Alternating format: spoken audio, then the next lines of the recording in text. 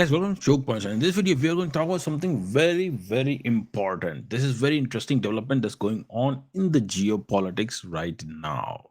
Okay, and that is related to President Putin of Russia visiting India. And there is a lot going on before his visit. So please stay with me till the end because I am going to tell you what exactly is going on. And I've been saying this thing for quite some time now. Actually, I predicted this to happen almost 2 years ago as to what is going on and how the trade routes, how the supply chain, how the whole entire regional politics is going to change over the period of time in next 5 years. Okay, I have explained all those things here on my videos properly on the Google Maps. Okay, so once again I'm going to do that again one more time. All right, so let's get started. Let's talk about it and let's see where this whole thing is headed. Okay, so all right, let's get started.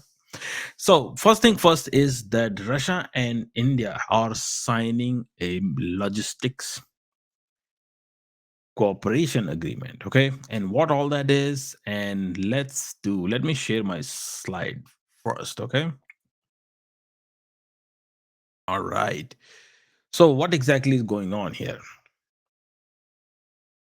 So, first of all, before we get into the actual thing, okay, first of all, let me explain you a few things. Russia and India have been in talks about a thing called a agreement, a framework, maritime framework. It was called reciprocal exchange of logistics support. Okay. Now this is one logistics support agreement that actually led to the problem last year in Bangladesh, where Bangladesh was the Bangladesh saw a regime change. And I explained this thing on my Spotify channel in one of the videos. Why actually all this is happening in Bangladesh. Okay. And I also explained that Bangladesh sending its workers to Russia in learning how to have learning the shipbuilding, the and how to operate the deep water ports and all that. And those were all coming from the Bangladesh government. And I explained all that thing, and I already said that this is what the main problem is, that India wants Russia in the Indian Ocean, and it has to happen one way or the other. Okay. And after that, there was a regime change that was attempted in India, but it failed. It never worked because of the robust Indian political system. But Bangladesh wasn't so lucky. All right. Now, coming back to today.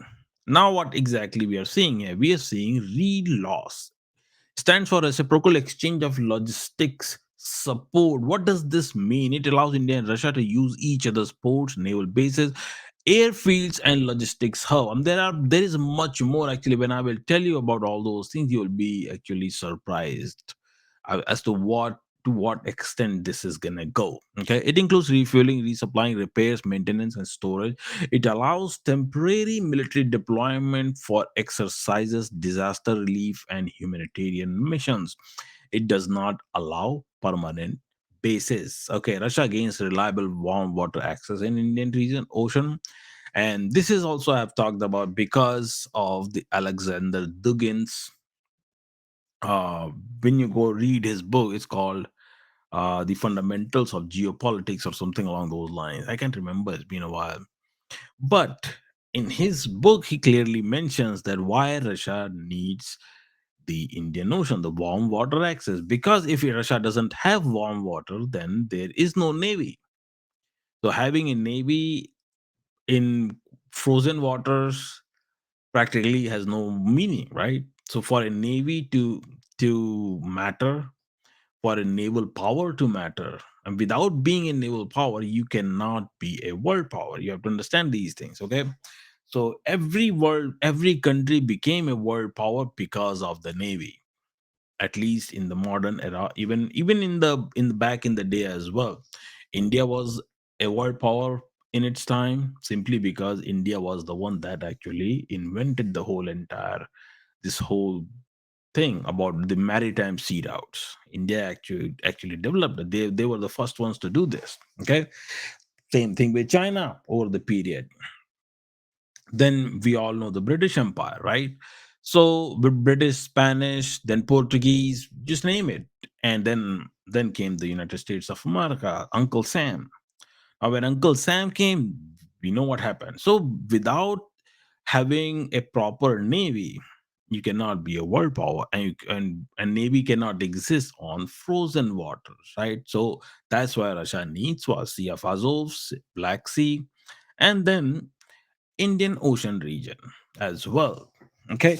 Anyways, let's get to this first. Okay. India gains northern reach in the Russia's far east, and India needs the access in the Arctic, because India and Russia are getting more and more inclines towards increasing their trade over the period of time. Now by 2030 it will be $100 billion, and I can assure you that it's not just going to be limited to $100 billion. Okay, the $100 billion is just a chump change compared to what's coming. Okay, so the $100 billion trade is gonna probably, if in next 5 years after that, from 2030 to 2035, I think they're gonna increase it to say 150 or $200 billion, so on and so forth. Okay, so Russians are basically right now experimenting with the whole currency thing, then how they're trying to manage the balance of trade. That's why this whole trade expansion is slow. Okay, but as soon as they figure out these things, meaning the currency exchange, balance of trade, and all that, then it's gonna actually go up. Now, what have exactly RELOS? The RELOS does, it shifts India Russia cooperation from symbolic to operational. This is not a symbolic gesture that yeah, we will do this. Actually, this is operational, and this is how it's gonna be. Okay, and it's happening, and that's gonna be signed when President Putin actually visits India tomorrow. All right. Now let's look at the actual thing. What exactly is going on? Now, this is the real news. Russian Duma ratifies India Defense Treaty for troop deployment. Okay, Chairman Volodin. The treaty will allow both sides to legally deploy troops and equipments to each other's soil. Okay, and also covers joint exercises, disaster relief, and humanitarian missions. So right here, look at this. Okay, legally deploy troops and equipments to each other's soil. Okay, and also covers joint exercises, disaster reliefs, and humanitarian missions. Now let's look more into it. All right. Now in this thing, India is a geopolitical giant, key partner in military technical collaboration.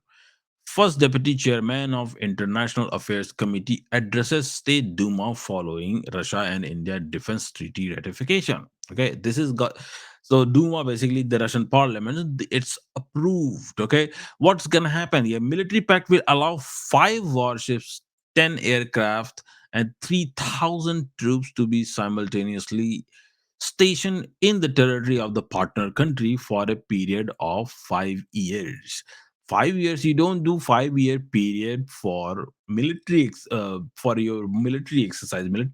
They only last for what, give take few years. Okay, I mean few days. So, and if both parties agree, it can be extended for another 5 years. Okay, so so what's the name? Vyacheslav Nikonov confirmed to the State Duma. All right.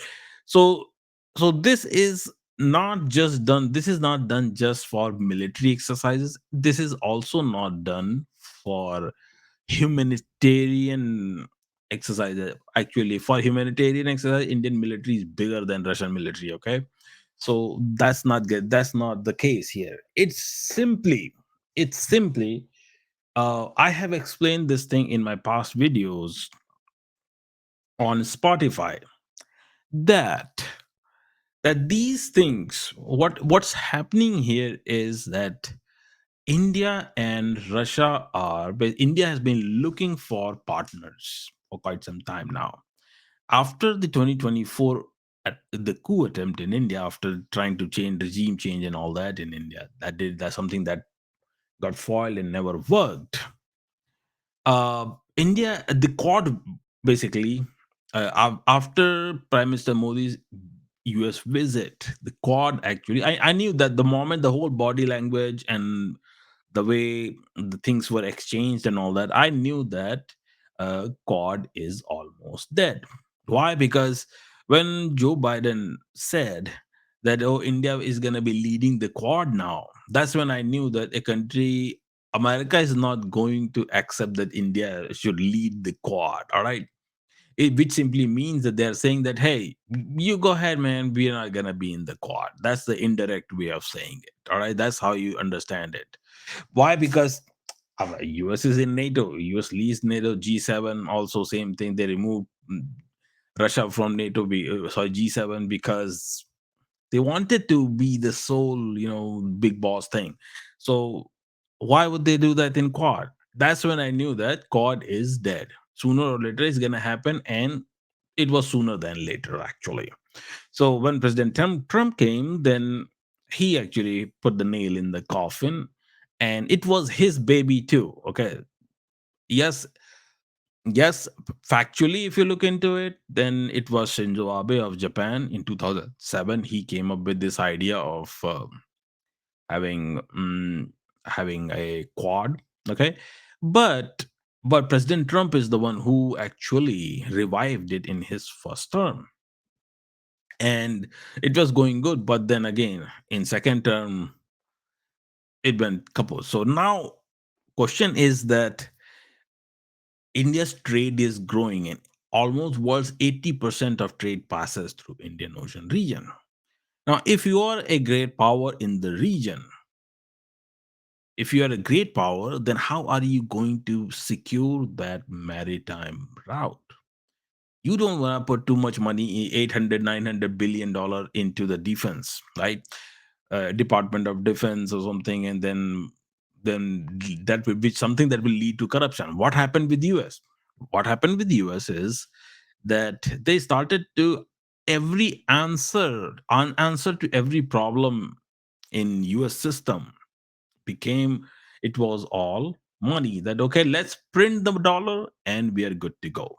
Okay, and that's why what happened now, NATO is a corrupt organization. It's nothing but gang wars, gangsters, and money laundering. That's what they do. Okay, that's why they don't want this war to end. Why? Because they are benefited from it. Every aid, every money that was being sent, all these NATO generals and all, they are all freaking multimillionaires. They've been taking all that money. All right, now coming back to the point now, so something that US should have done.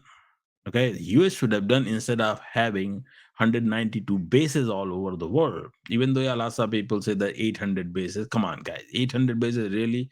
Just because they're hanging their underwear to dry somewhere in the sun doesn't mean that it's their base. Okay, 800 bases, there are 194 countries. Even if you say there are 200 countries all over, so you're telling me that every country has 4 US bases. I mean, with which calculation this actually even uh, works? I don't even understand. People say 800 bases. Base, full fledged base is a whole different ball game. Okay, full fledged base, there are 192 bases. All right. So, anyways, coming to the point. So, so they should have, instead of doing all the money, dumping money into Department of Defense, which is something that is still doing. Okay, they should have actually partnered with countries and the regional powers then, in order to secure the sea routes and the maritime routes. Okay, but they never did that. Why? Because they just wanted to police the world. Now, for India, what India is doing is that India is doing the opposite. What they're doing is that they're looking for partners in the Indian Ocean region. Okay? They're looking for partners in the Indian Ocean region to collaborate for patrolling the whole entire maritime route, the whole entire Indian Ocean region. They want to make sure that it is secure. Okay. Now, after the Quad is dead, Quad is dead. Quad is kaput. Forget about it. That's not gonna happen. All right. Quad is dead. After the quad is dead, they are more so looking for somebody. And who else better than Russians? And now, why Russians specifically? Just saying that who else other than Russian is not an answer, because you can always India can always work with other local, I mean, or regional powers. Like India is already in talks with the Indonesia, in talks with Malaysia, in talks with right now they're working with Thailand as well. They're gonna include Thailand in the BRICS. Just watch, Thailand will be uh, full BRICS full member next year in India under India's presidency. Okay, and those so they're gonna put a base over there as well. So they want to secure the whole entire Indian Ocean region because of two major trade corridors that are gonna be passing through these lanes. Okay, now now let's move forward a little bit more. Okay, now let me show you more about this.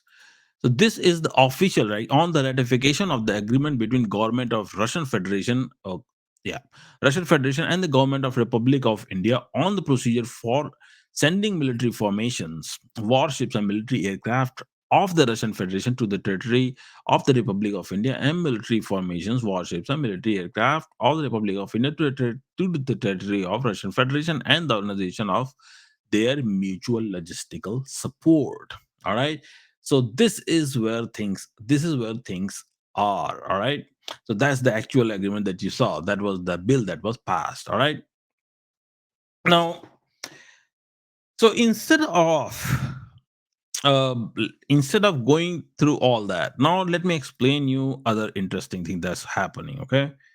Let me actually take out my this. All right. And this is gonna actually help you understand the whole entire game. All right.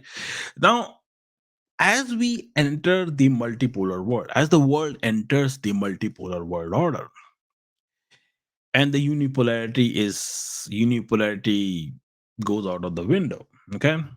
As this happens, what's happening is that every great power, at least the four great powers that are there right now, Russia, India, China, and the United States, they're all trying to secure their region of influence. All right. This is why now you see that India is very active in this region. Lots and lots of things are going on in this region right here. Okay. In this whole entire thing. All right. So India is working on securing this. China is securing this whole entire region. China is securing that region. Okay. Then let's see. And then we have, so if you look at a little bit closely even more, okay, so this is what China is securing this whole entire thing. China is, one second, oops, China is securing right here. Okay, China is securing this. India is securing this right here. Okay, as far as maritime is concerned. All right. Then comes Russia. Russians are securing this whole entire thing in and the Bering Sea and all. That's the Northern Sea route. Okay.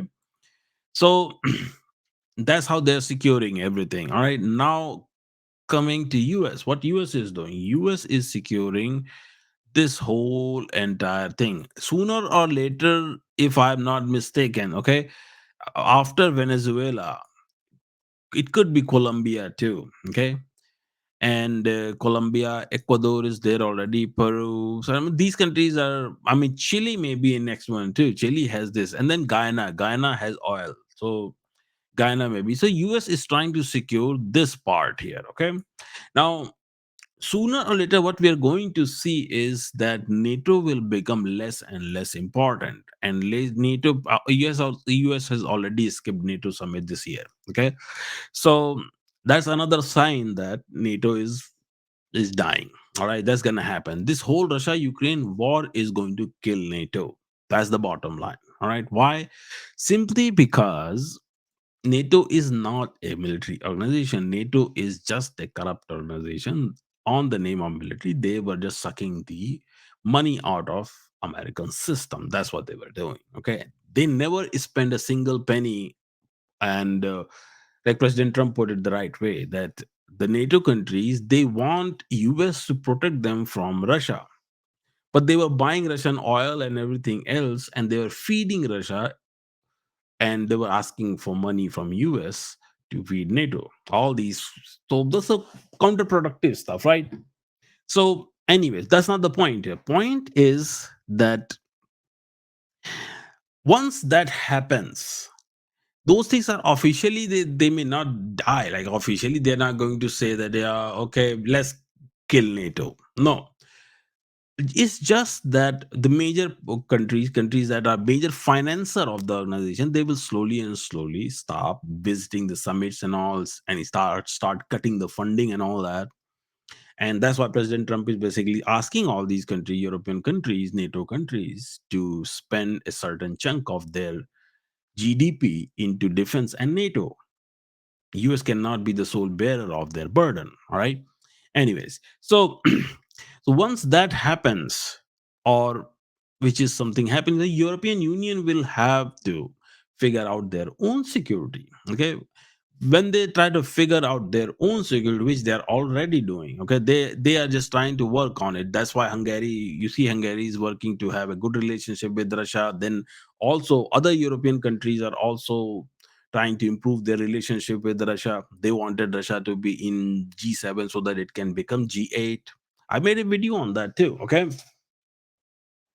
so what's going to happen is that European Union may come up with some sort of security framework for themselves. Okay, so European Union may be probably like this. Okay, they may try to just secure the Mediterranean, whereas Turkey, along with Russia, may just hold some part of this and some part of Black Sea. Okay, Turkey, and this is what Turkey is concerned about. Turkey is concerned that if European Union forms another alliance, say security framework, they come up with the military alliance or something, what's going to happen is the European Union will first of all, they're good, they will take control of all these things here immediately. And once they do that, then Turkey will be the sole alone country that is nobody wants.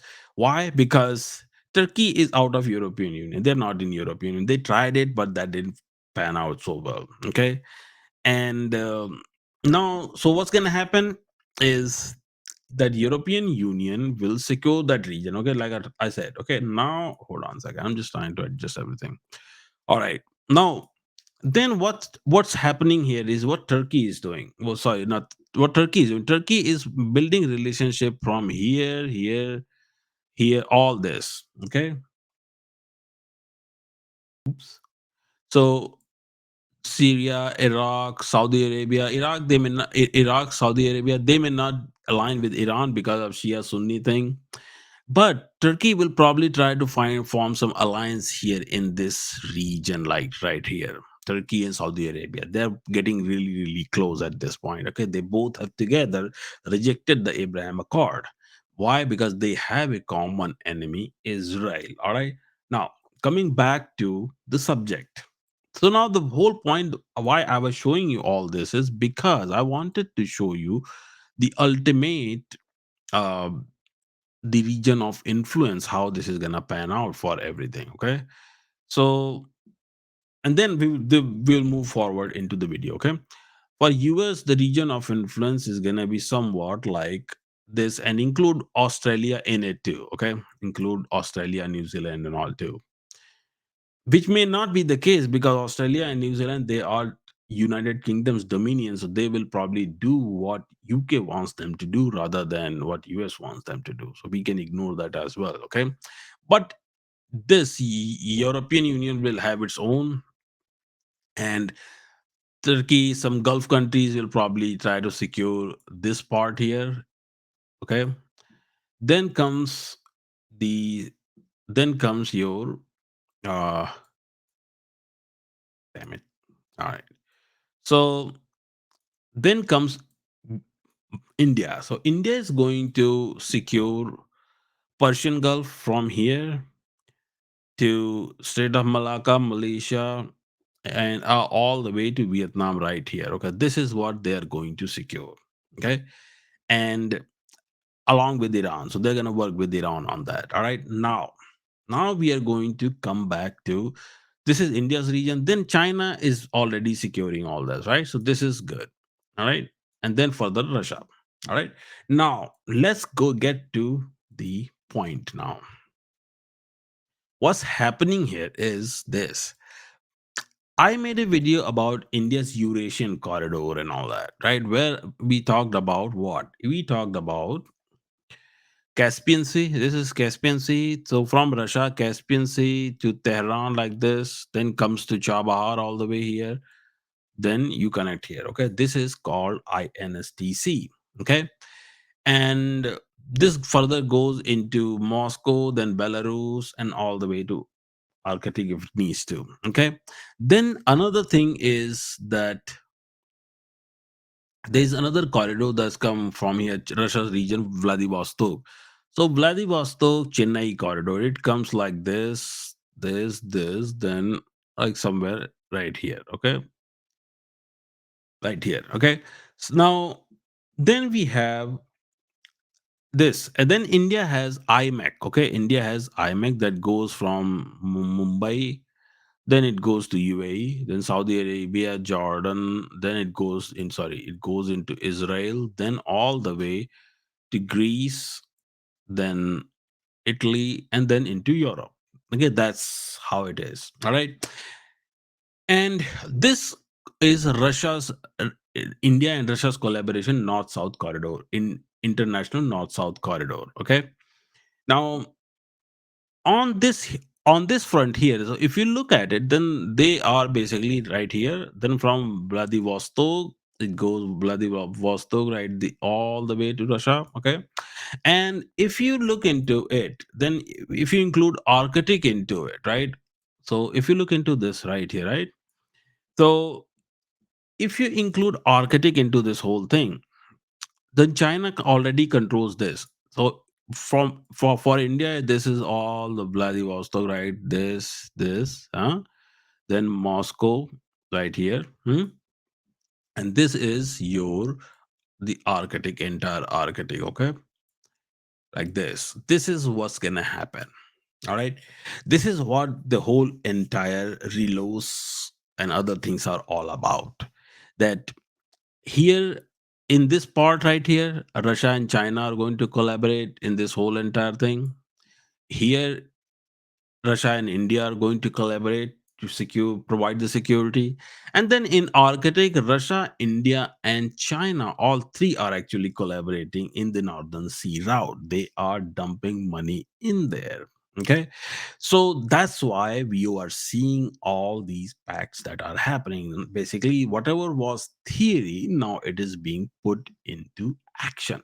Okay, right here, this is the choke point. Then if you go here, then most of this is going to be right here. There are quite a lot of choke points here, then here, then Barents Sea. So lots of things are going on here. Okay, so this is the whole point of doing this whole military cooperation, the relos. All right. So anyone who thinks that China and India are fighting or doing any such thing, that's not even the case. Yeah, certain disagreements will always be there. Okay, that's just the Chinese domestic politics. Lots of things are there. But don't forget what's coming here. Okay, now now let's go and look into this, like Russia and China cooperation in the Pacific. This is also real. Like I said, like I explained earlier, right? Russia and China conduct, of course, they had military alliance also for a few years too. Their agreement allows refilling, resupply, and all that is there. This creates a stable and predictable. Yes, that's for sure. The China expansion, we talked about that. Now look at this. Russia China sign off on northern sea route shipping deal to slash global freight times. Now this is another thing that I wanted you to understand why I said that for China in a few years, by 2030, all the summer Arctic ice will melt. Okay, Summer Arctic ice, I'm saying. I'm not saying winter Arctic ice. You have to understand that summer Arctic ice right now, there is ice in the summer as well, but it's melting rapidly. So meaning that when summer comes, then you will see that ice will melt. It's going to open up everything. All right. So for China, going from all the way from here to Europe, or anywhere else, it's a lot better for China to do that than come all the way from here, then go here, then do all that. This actually, on the way I've drawn it, it looks bigger, but actually this is shorter compared to this. Okay, it's shorter by at least 5 days. All right. So for China, this is why for China, at least for the summertime, for summertime frames, Indian Ocean region will become less important logistically. Okay. And so they won't really want create any kind of mess here, even though everybody tries to do something. But at least my calculation is telling me that it will become less important for China. I'm not saying completely irrelevant, but it will become less important. And then also if you look at it, look at here, right? So you see, China also has another thing, right? The land out, Kyrgyzstan, Tajikistan, Uzbekistan, Turkmenistan, then Iran, and then you can go here into Mediterranean. China can do all that too. China has lots of options here as well. Okay, through the Silk Road, BRIs, and all. That's what China has been doing all these years. So, so right there, that's what you see that, right? So now the Arctic will be the convergence point. In the Arctic, they have invested a lot of money. China is calling it a polar Silk Road. China calls it polar Silk Road. In fact, Japan, then India, then few other countries like Thailand, then Russia, then Philippines. All these countries are actually investing in the Arctic along with Russia. Okay, so so the way the sanctions were applied not just for Russia Ukraine war. The whole idea was to stop Russia from taking over the Arctic. Okay, right now Russia has almost say 43 or 44 icebreakers, and there are quite a lot in works that Russia is building already. Okay, whereas US, Canada has seven, I think, and those seven icebreak, out of those seven, I think three or four don't even work. Okay, I don't know why they count it, but they used to have seven. Okay, US has give take one icebreaker. So so that's why these countries are investing heavily into the Arctic. India is building its four icebreaker fleet too. Okay, so they're all these countries, especially the BRICS countries, are heavily involved into this development. Okay, so now let's go and recap what President Putin's visit is going to do for all these things that we just talked about. So first of all, what's going to happen is that India and Russia, they aim to expand oil and energy exports to India and stabilize long-term supply. That's going to happen. Like I said, that when when President Trump said that okay, he's going to apply 50% additional tariff on India. I mean, this is why I say that. See, gotta have experience. You cannot let your emotions run your policies. Okay, when you do that, then chances are that you will end up biting the bullet, and that's not even gonna be the pretty scene. But anyways, so Russia aims to expand oil and energy exports to India and stabilize long-term supply. Why would India want to go some other partner when they have this whole entire thing ready for them? Simple.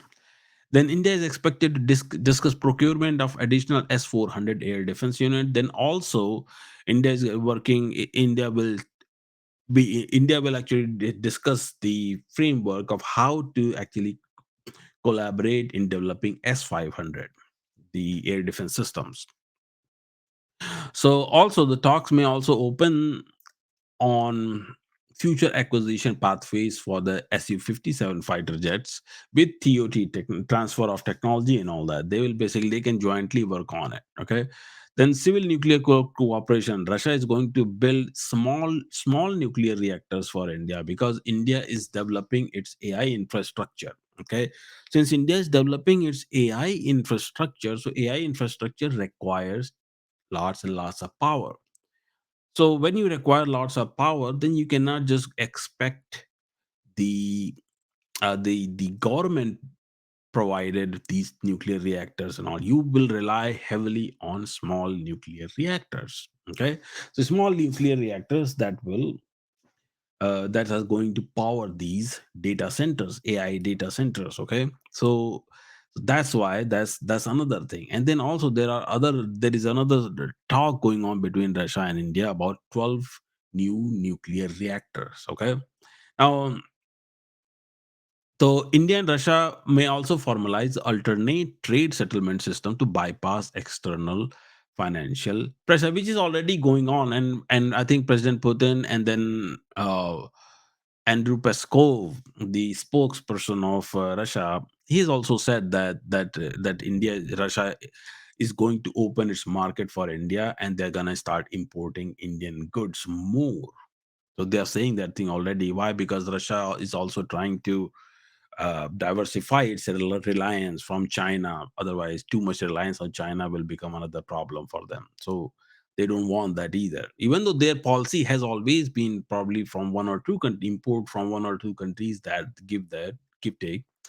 But here also, China is too much into their market. So Russians don't want that. Now they're going to. That's why they want to open the market for India and to balance out the whole entire trade imbalance thing too. The another thing that they are going to work on is the skilled labor and industrial mobility agreements are expected to sign. That's gonna happen too. Skilled labor, as in that, you know how US has started to block all the H-1Bs and all that. So Russia has a population that is aging. Russia does not have young population. Russia practically doesn't even have the population. In fact, India has more youth. The military age population, India's military age population is way more than, I would say, probably double the Russia's total population. So, so skilled labor is needed in Russia. So Russians are going to change all their visa form reforms and all that, and chances are also that there may be some visa free entry as well for in certain things. Like for example, Russia and China have signed this agreement too. So, and then they're going to sign the RELOS, the long-term defense maintenance framework for Russian origin equipments will be negotiated. All this is going to happen, okay? And RELOS will be made official as well. Then Arctic Indian Ocean energy transport and maritime linkage may get specific working groups because, again, uh, your Russian spokesperson, they have also said that the focus will be the your Vladivostok and Chennai corridor. Okay, and INSTC will be the focus too. They have said this thing, and actually, I didn't show you, but they have said that INSTC and the Vladivostok Chennai corridor will be the focus of this talk. All right. So, talk to finalize all this. And this visit is basically designed to convert agreements into operational workflows. All right. That's how they're going to wrap this up completely. All right. And so, point is that what's coming in the global politics is going to realign the whole entire world completely. Okay. I think that uh, the whole this is going to actually have some serious impact on the dollar as well, because with all this level of cooperation and collaboration, uh, countries are not going to they're not doing it so that they can continue to trade in dollar, or they can continue to trade to listen to somebody's, all that. No, or get bullied all the time for nothing. So they're assigning all these pacts and agreements and everything so that they don't have to deal with all that. clearly there is a lot cooking behind the scenes than you and I know.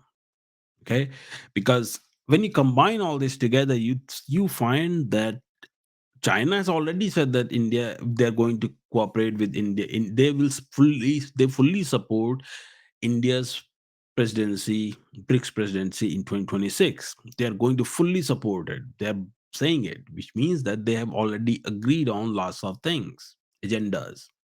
And India has said that India will support China's BRICS chairmanship in 2027. They both are going to support each other in that. So clearly, all those discussions have happened for them to really say these things openly. Okay. And those are official things, not me saying it. These are official things I'm telling you. Okay. So, so clearly, a lot is cooking, a lot is coming in our direction, and a lot is going to change in this world in next 4 to 5 years. You will see. Maybe sooner than that, actually. All right. So, this is it for this video, guys. Thank you for joining the choke points. Please do like and subscribe and share whatever you do. All right. I hope you learned something, and please provide your feedback and all that. And I will talk to you guys in another video. Take care.